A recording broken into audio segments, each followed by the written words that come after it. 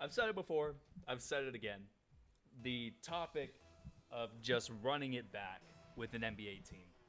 It's harder in the NBA than I think in any other professional sport because there's such a few amount of guys compared to the NFL, compared to the MLB, even compared to other sports like the MLS or the NHL. There's really only 8 to 9 guys that are core players for a team where if you're really just going to say run it back, teams are able to scout the previous season, scout what these players have done well in their whole career. I think it's just harder in the NBA to just say run it back than these other professional sports. And it's harder than ever for the Boston Celtics to say no to running it back because everybody on this roster, minus key guys like Luke Cornett, are under contract through next year. And pretty much every guy on this team who played a major role throughout this postseason run is either a key leadership role player for this team, guys like Al Horford, or they're young guys who are really coming into their own in this league. Jason Tatum, even though he had 13 points last night and was just a shell of himself, set the record for most turnovers in NBA history in a single postseason span.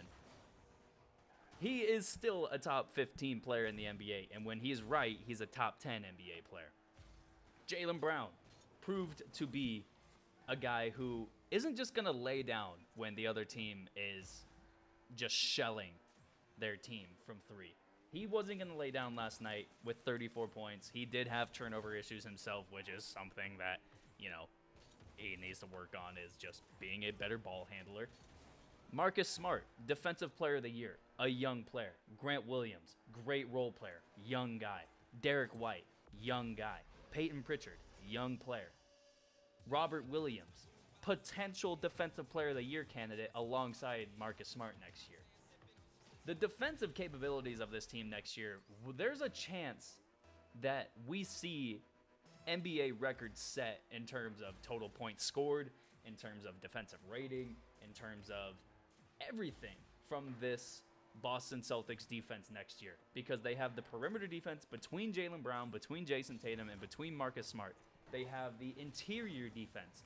Grant Williams isn't a shot blocker, but he's a decent defender down low against post players. Robert Williams is a shot blocker and one of the most athletic players at his position in the NBA right now.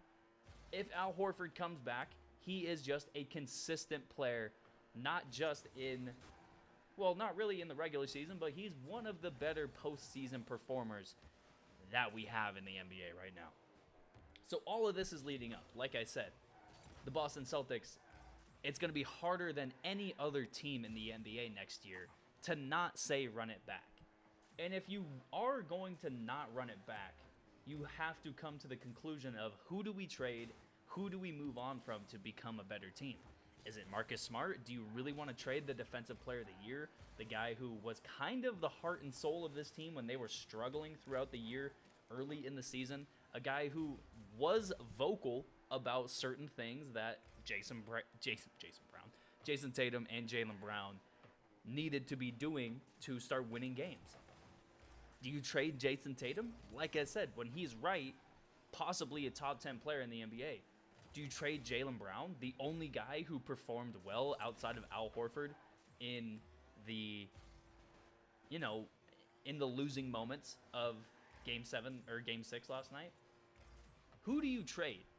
You don't really trade Robert Williams because A, you're not going to get equal value from him, and B, what he brings to your team, you're not going to be able to replicate that with anybody else. And you're not going to get anybody that's great from Al Horford or Derek White or Peyton Pritchard or Grant Williams. You're not going to get any value equal to what these guys provide for the Boston Celtics in a trade. So what do you do? I think the Boston Celtics are in probably the toughest situation of any NBA team going into next year. Because like I said, who do they trade to become a better team? And who do they trade for that could provide equal value to what each of these guys provided to the Boston Celtics rotation next year? I think, and this is something that I never say, but I think the Boston Celtics are put into position now where they have to run it back.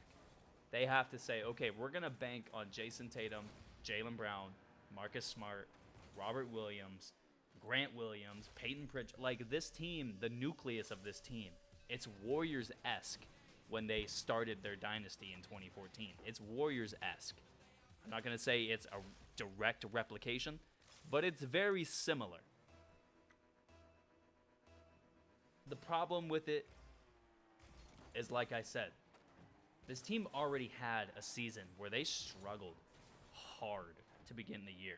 What were they, 20-21 to begin the season?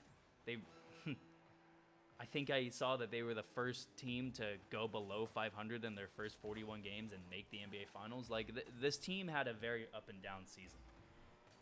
And there's a chance you get through next year where you don't make the finals. Maybe you don't even make the Eastern Conference Finals. And you start looking at this year as a fluke. This is the exact same thing that happened to the Phoenix Suns this year, is they get to the finals last year.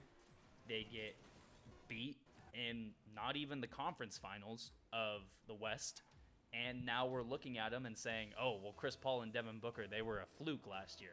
I don't think that's really the conversation, because I think the conversation, rightfully so, is more shifted towards DeAndre Ayton and his maturity during that conference semifinals against the Dallas Mavericks. But the recipe is still there for the Boston Celtics next year to have the same type of season that the Phoenix Suns had this year. And when you have a kind of season that the Phoenix Suns had this year, and you pair that with the fact that the Boston Celtics have already had not just trade rumors before this year, but trade rumors during the year, that they need to break up Jason Tatum and Jaylen Brown. And some of the issues that both of those guys, have in terms of playing with each other, they're so turnover prone. And if Jaylen Brown is not going to be able to develop into some sort of ball handler, which I'm not even saying that Jaylen Brown is a bad ball handler, I'm just saying the stats are there that he turns the ball over a lot. The same exact thing can be said about Jason Tatum. And when your two best players are going to average 10 turnovers between the two of them, the rest of the team is going to pretty much follow suit and chip in an extra 7 to 10 turnovers per game. It's the toughest situation I think any team is going to face over this offseason. I mean, you can't rebuild. You can't just say we're going to rebuild. You can't really say we're going to retool. And you can't really say there's somebody out there that can make us better.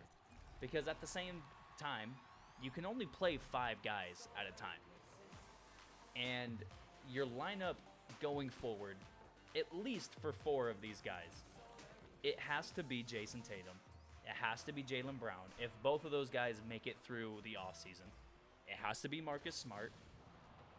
And it probably has to be Robert Williams, right? Because of how great of an interior defender he is and the energy and athleticism that he provides for that team.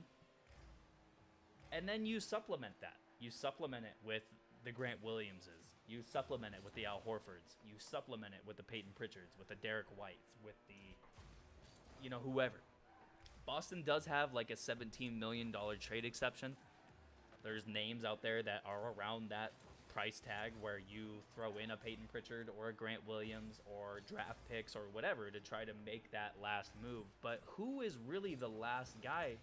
I mean, they have their 3 or 4 top guys. And that's something that, only the Warriors are really able to say at this moment. So it's kind of like everything came together at such a good and bad time at the same time. The Boston Celtics played better than anybody in their conference over the last 5 months. The Golden State Warriors played better than any other NBA team over the last 5 months.